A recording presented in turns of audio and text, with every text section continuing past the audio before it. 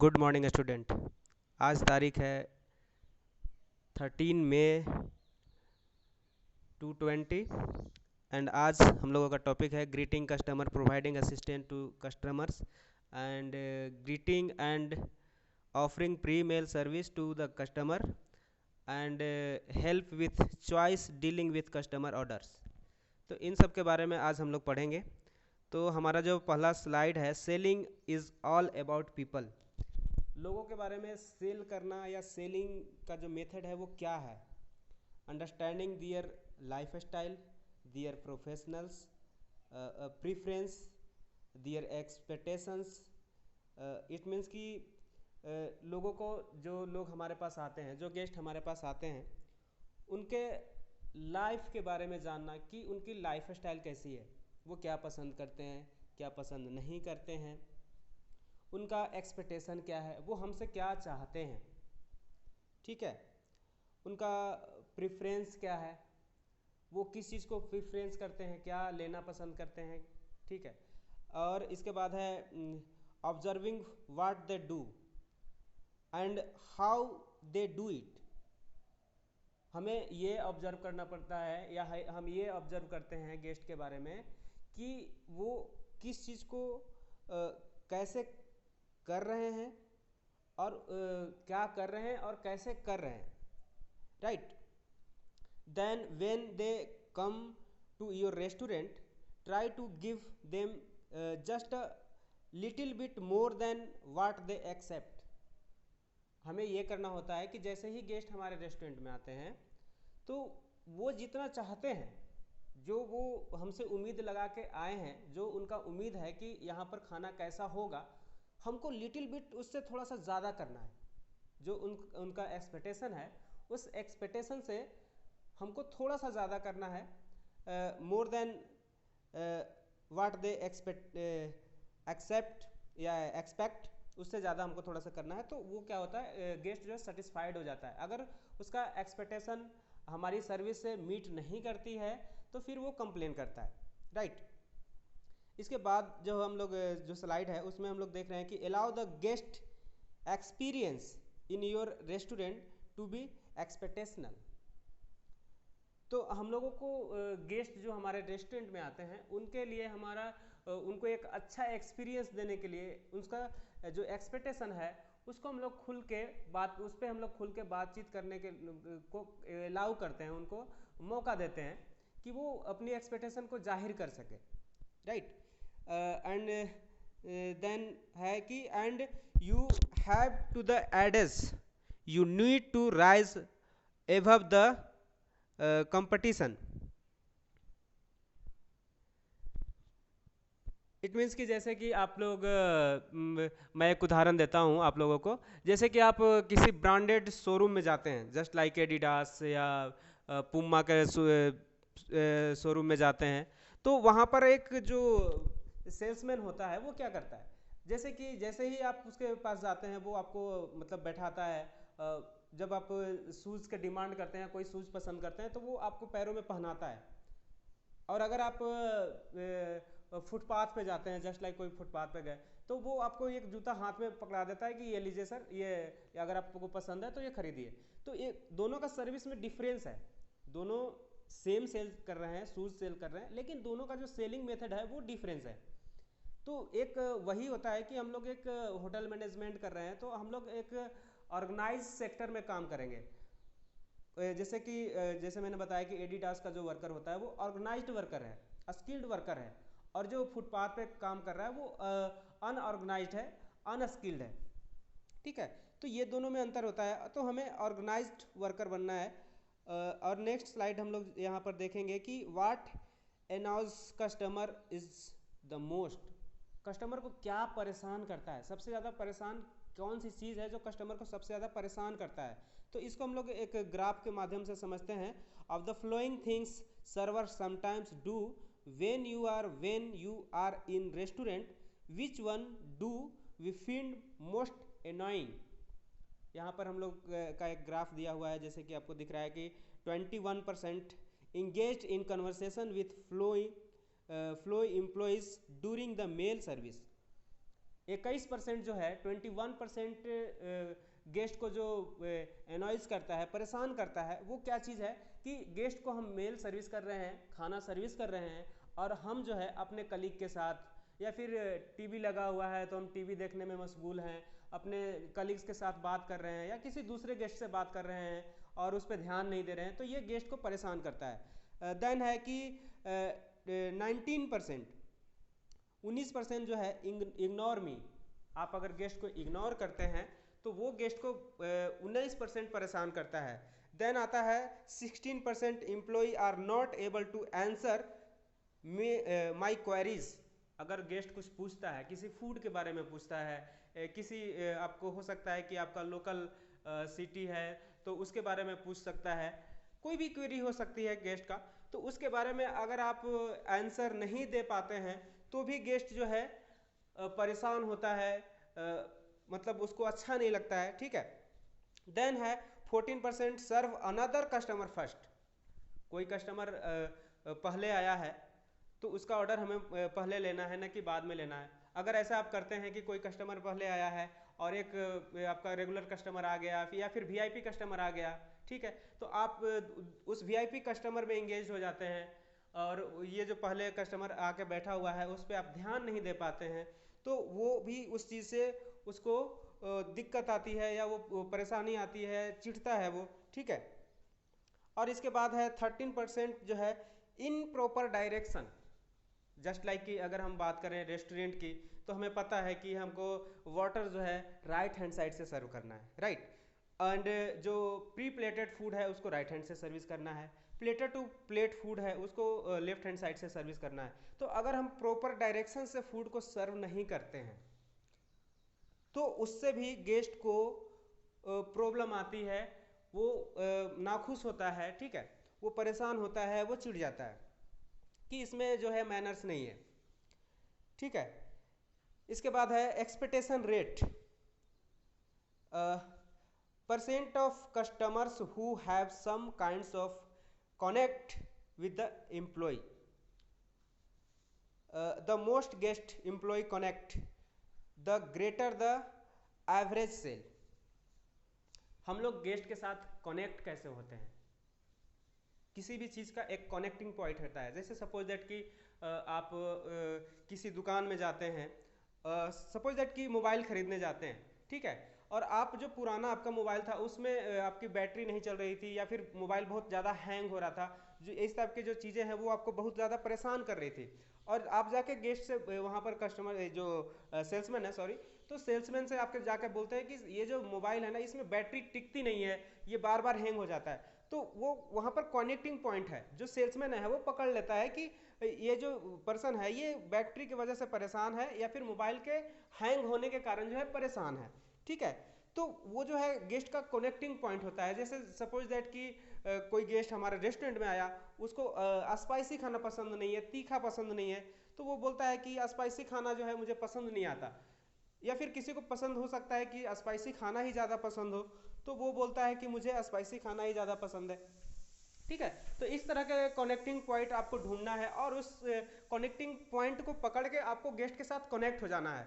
जैसे ही आप connecting point को पकड़ते हैं आप इमोशनली गेस्ट के टच में आ जाते हैं और गेस्ट जो है ऐसा जुड़ाव एक महसूस करता है, जैसा लगता है कि ये जो है पर्सन हमारे लिए बहुत ही अच्छा है और हमारा कुछ कर सकता है, ठीक है। और इसके बाद है when we get good service we tell anywhere from 9 to 12 people. जब हम कहीं से भी अच्छा अगर सर्विस प्राप्त करते हैं, मुझे अच्छा लगता है वहाँ पर जाना, अच्छी सर्विस वहाँ मिलती है, तो हम लोग उस चीज़ को ऐसा है कि हम लोग कुछ लोगों को बताते हैं। तो अगर अच्छा है, कुछ अच्छी चीज़ें हैं, तो हम लोग 10 से 12 या फिर 9 से 12 लोगों को बताते हैं कि ये वहाँ पर आप गए थे, मुझे अच्छा सर्विस मिला, बहुत ही अच्छी रेस्टोरेंट है, ठीक है। लेकिन when we receive poor service we tell up to 20 people, क्योंकि निगेटिविटी जो है वो ज़्यादा ट्रेवल करती है, आप सभी लोग जानते हैं। जब आप वहाँ पर अच्छा सर्विस नहीं कर पाते हैं, आप अच्छा सर्विस नहीं रिसीव करते हैं, तो आप ज़्यादा से ज़्यादा लोगों को बताते हैं। गुड थिंग्स कम ट्रेवल करती है और निगेटिव थिंग्स जो है ज़्यादा ट्रेवल करती है। ठीक है, तो वो चीज़ें जो आपके साथ निगेटिव चीज़ें जो हुई है उसको आप लगभग 20 से 27 लोगों को बताते हैं। ठीक है, and then research shows we spend up to 10% more for the some product with better service।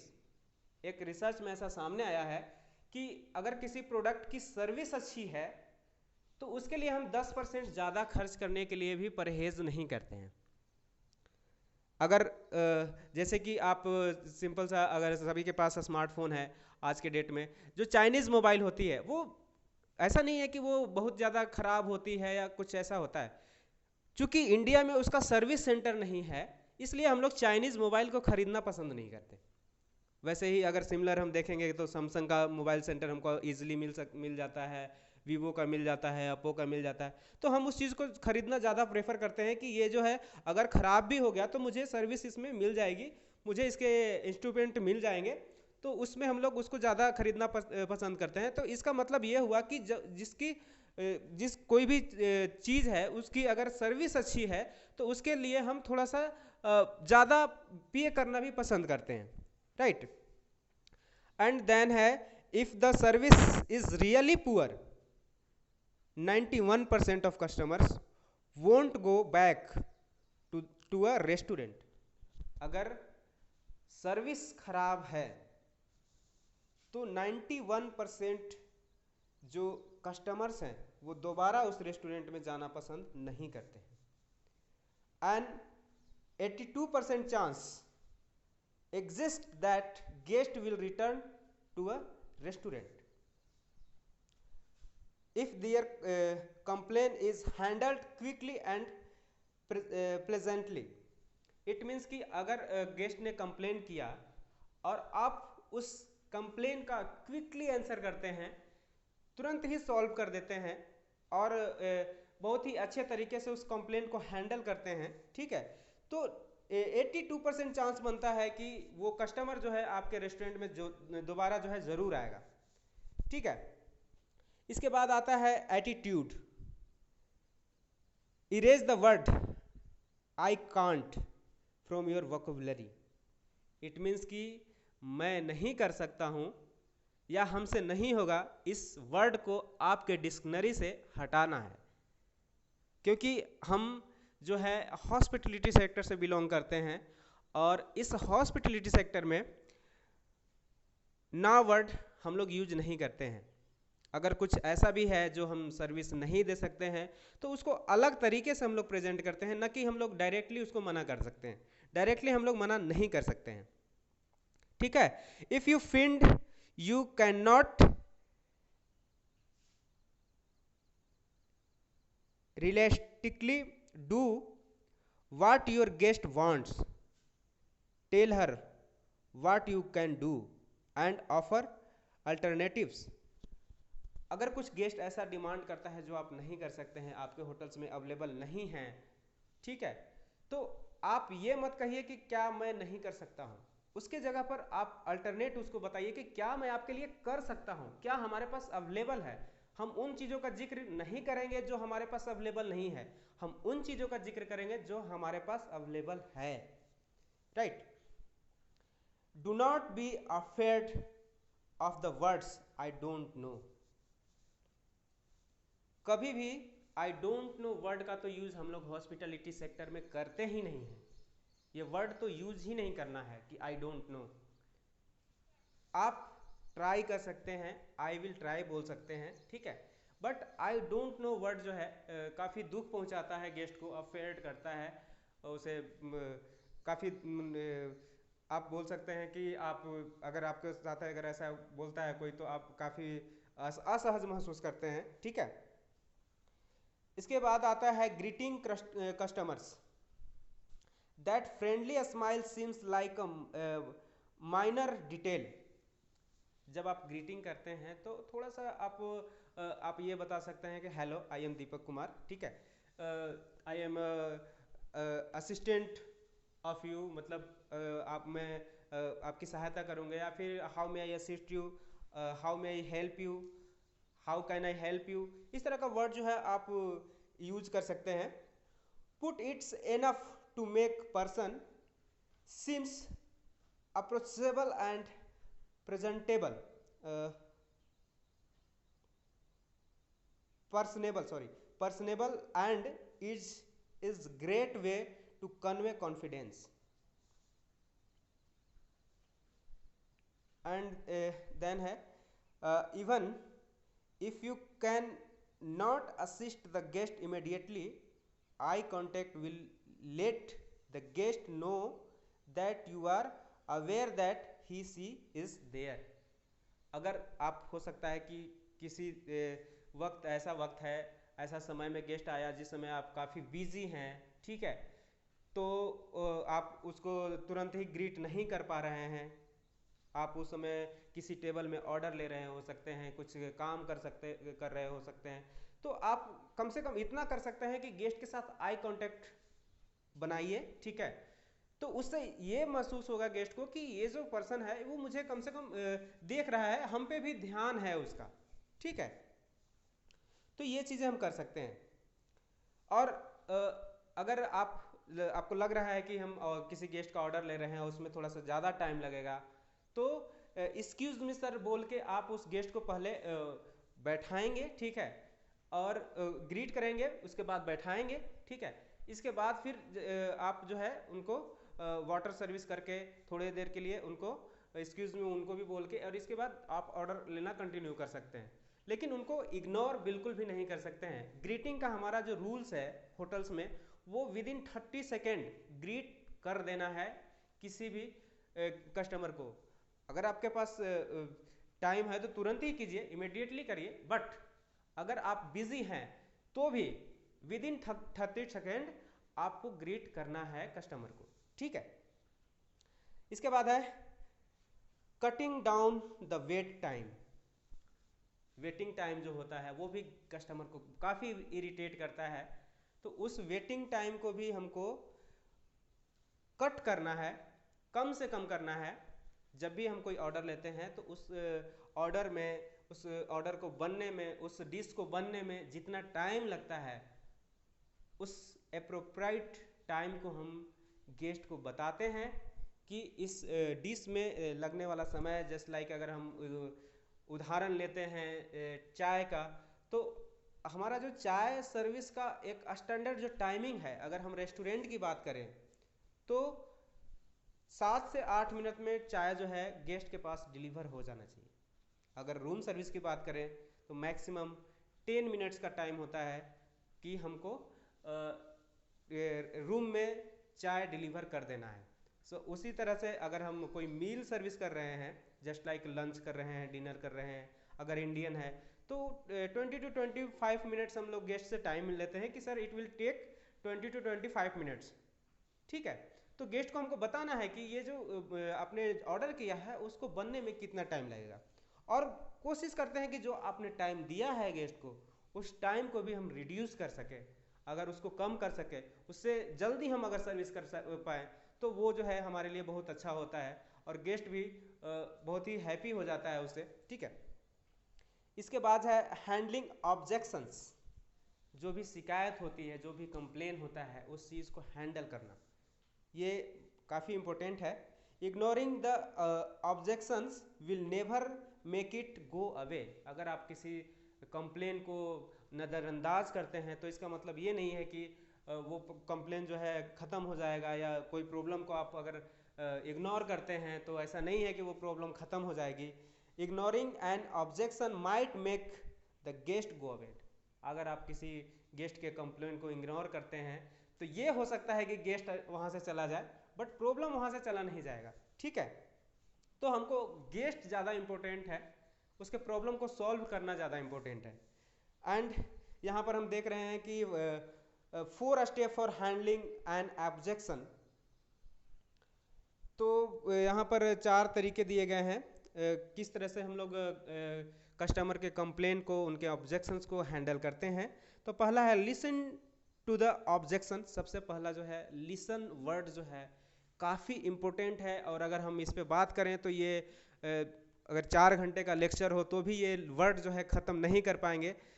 तो लिसन और हेयर, बहुत फ़र्क है दोनों में। लिसनिंग का मतलब होता है कि जो आप सुन रहे हैं उसको अपने अंदर, उसको आप उसको सही तरीके से, जो व्यक्ति जो कह रहा है उसको उसी भाषा में उसी चीज़ को आप समझ रहे हैं, तो वो जो है लिसनिंग कहलाता है। ठीक है। और इसके बाद है एक्नॉलेज द ऑब्जेक्शन। जब आपने सुन लिया तो आप उसको सहमति में अपना सर हिलाते हैं या फिर उसको कुछ भी बोलते हैं, जी सर मैं समझ गया आप जो कह रहे हैं, इस तरह से एक्नॉलेज करते हैं गेस्ट को। और इसके बाद है respond with the positive statement, और उसका रिप्लाई भी करना है आपको with the positive statement. Positive statement का मतलब है उस चीज़ को, गेस्ट को ये लगना चाहिए कि हाँ ये व्यक्ति हम पे ध्यान दे रहा है और इसका जो सॉल्यूशन है वो निकाला जा रहा है। ठीक है। और इसके बाद है फॉलो ऑफ द क्वेश्चन।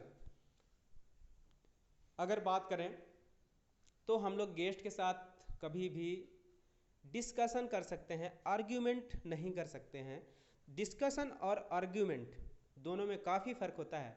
जैसे कि किसी गेस्ट ने बोला कि आपका यहाँ खाना जो है बिल्कुल ख़राब है, बहुत घटिया खाना है, तो आप उस चीज़ को कैसे हैंडल करेंगे? तो वहाँ पर हम बोल सकते हैं कि सर आप बिल्कुल सही सही कह रहे हैं। हो सकता है कि यहाँ का खाना जो है बहुत ख़राब है, बट सर मैं जान सकता हूँ कि ये जो आप जो कह रहे हैं वो किस आधार पे कह रहे हैं? तो उससे आपको ये पता चलेगा कि हमारे खाने में कमी कहाँ है। ऐसा नहीं करें कि उससे के साथ हम आर्ग्यू करने लगें, उसके साथ बहस करने लगें, तो ये जो है हमारे लिए गुड थिंग नहीं है। क्योंकि कस्टमर जो होता है, कस्टमर इज़ ऑलवेज राइट, और उनसे ही हमारा घर चलता है, उन्हीं से हमारी सैलरी मिलती है। अगर कस्टमर नहीं आएंगे तो हमारी बिजनेस नहीं होगा। तो हम बोल सकते हैं कि कस्टमर जो है हमारा सफलता में एक पार्ट है, हम उनके बिना सक्सेस भी नहीं हो सकते। इसके बाद है हमारा जो कम्युनिकेशन स्किल्स है, काफ़ी इम्पोर्टेंट स्किल्स है ये कम्युनिकेशन स्किल्स। कम्युनिकेशन स्किल्स पे जितना भी मैं बोलूँ काफ़ी कम होगा, क्योंकि अगर मैं बोलूँ कि अगर सबसे दुनिया की सबसे अच्छी स्किल्स क्या है, जो अगर मैं बात करूं कि मुझे एक स्किल चाहिए, मैं एक ही स्किल्स की बात करता हूं जिससे कि मैं सक्सेस हो जाऊंगा और सबसे ज़्यादा इम्पोर्टेंट होगा, तो मैं आपको एडवाइस दूंगा कि कम्युनिकेशन स्किल्स। क्योंकि कम्युनिकेशन स्किल्स ही सबसे अच्छी स्किल्स है, और आप किस तरह से बात करते हैं, ठीक है, वो ही सबसे ज़्यादा इम्पोर्टेंट है। बी ए कंप्लीट लिसनर। आपको एक कंप्लीट लिसनर बनना होगा। कंप्लीट लिसनर, आपके पास माइंड में आपके वोकेबलरी आती है, आपका थॉट्स आते हैं। ये कैसे आते हैं? जब आप चीज़ों को सुनते हैं, उसको ऑब्जर्व करते हैं, अपने नॉलेज को गेन करते हैं, तभी तो आप किसी टॉपिक पे बात कर पाते हैं। तो सबसे पहला चीज़ आता है कि कम्युनिकेशन स्किल्स में सबसे जो पहला पार्ट है, बी कंप्लीट लिसनर। ठीक है। इसके बाद है डेवलप गुड लिसनिंग स्किल्स। कैसे कर सकते हैं हम? Listen first before communicating. जब भी किसी से आप बात कर रहे हैं तो उनकी बात को ध्यान से पहले सुनना। ठीक है। Give your guest your full attention. जब भी आप किसी से बात कर रहे हैं तो आप फुल अटेंशन दे के बात करें, उन पे पूरी तरह से ध्यान पूर्वक बात करें।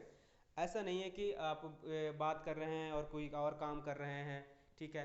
अगर बात कर रहे हैं और किसी और तरफ देख रहे हैं, आपका आई कांटेक्ट सही नहीं है, ठीक है, तो इससे गेस्ट जो है इरिटेट होता है, उसको पता चल जाता है, आपके बॉडी लैंग्वेज से पता चल जाएगा कि ये जो है हम में इंटरेस्टेड नहीं है। ठीक है। और देन है sincerely listen, don't thinking about your next response. कोई भी व्यक्ति अगर आपसे बात कर रहा है तो उसको कंप्लीटली सिंसियरिटी के साथ सुन लीजिए। ठीक है। उस समय आपको ये नहीं सोचना है कि इसके आगे मुझे क्या बोलना है, पहले आप सुन लीजिए, इसके बाद जो है जवाब जो है आप दीजिए। ठीक है। और इसके बाद है summarise your guest request to ensure you understand. आप जब भी जैसे क्लास में होते हैं तो आप टीचर पढ़ा रहे होते हैं या फिर ट्रेनर आपको ट्रेंड कर रहे होते हैं, तो जैसे ही आप कुछ ट्रेनर बोलते हैं तो आप जी सर बोलते हैं ना, एक्नॉलेज करते हैं, तो सेम थिंग्स यहाँ पर भी है कि आपको जो है इंश्योर करना है, या फिर आपने क्या समझा, जस्ट लाइक अगर कभी टीचर्स पूछते हैं कि आपने क्या समझा, ठीक है, तो आप उसको समराइज करके संक्षिप्त रूप करके आप बताते हैं कि हमने आपके जो बात था, आपने जो पढ़ाया उससे मुझे ये समझ में आया। तो उससे क्या होता है कि जो बोलने वाला व्यक्ति है, स्पीकर है, उसको समझ में आता है कि हमारी जो डिलीवरी हुई उसका जो आउटपुट है वो कितना हुआ, ठीक है। इसके बाद है कम्युनिकेशन स्किल्स में ही है, हाउ यू से it more than important what you से। आप किसी चीज को किस प्रकार कहते हैं वो इससे ज़्यादा इम्पोर्टेंट है कि आप क्या कहते हैं। आप क्या कहते हैं उससे ज़्यादा इम्पोर्टेंट है कि आप उस बात को किस प्रकार कहते हैं, राइट। एंड इसके बाद है never knock the competition, you will be one who locks bad, who looks bad, sorry, never knock the competition, you will be the one who looks bad।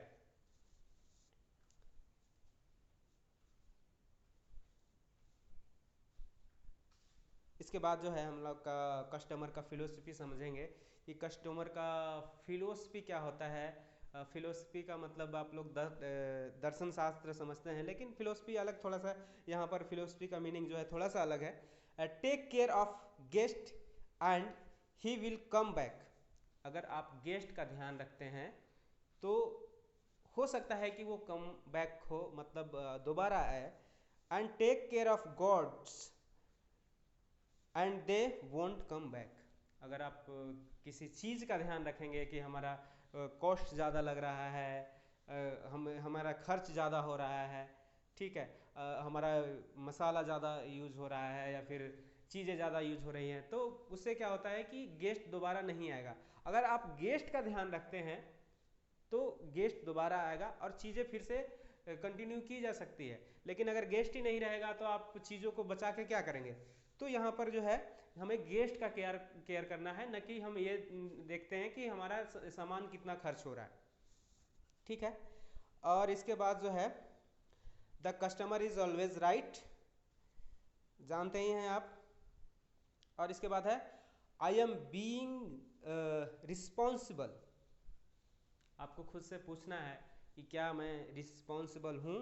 I am your customer now, just like कि अगर कोई बोलता है कि मैं यहाँ पर आपका कस्टमर हूँ, but you must prove me again and again. मैं आपका कस्टमर हूँ, अभी पहली बार आया, तो आपको इंश्योर करना है कि वो बार बार हमारे पास से आए और हर बार आपको उसका अच्छा सर्विस देना है। आपको हर बार अपने आप को प्रूव करना है उसके सामने, ठीक है। That I have made a विशर choice and selecting you over others, ठीक है। You must also convince me repeatedly that being a regular customer is desirable in the first place. If you do not, you will not say anything.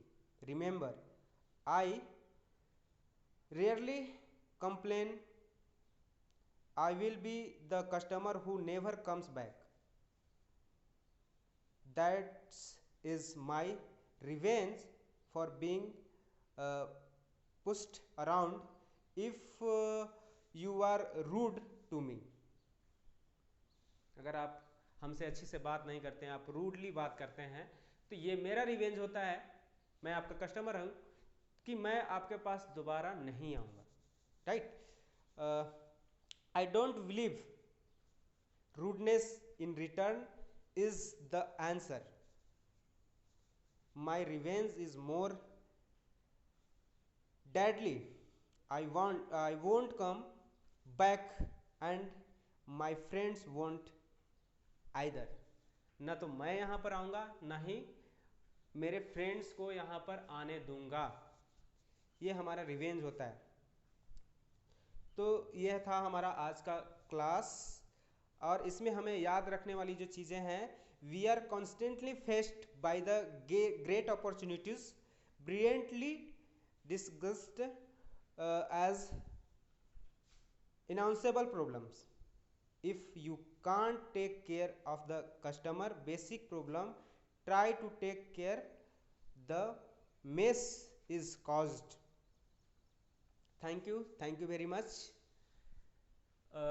FOE 2 batch के जो बच्चे हैं वो इस को आप लोग डाउनलोड कर लीजिए, और जहाँ भी समझ नहीं आ रहा है वहाँ पर आप मुझे कॉल कर सकते हैं. तो आज की क्लास जो है ये हम लोग टॉपिक जो है ख़त्म करते हैं. Thank you very much.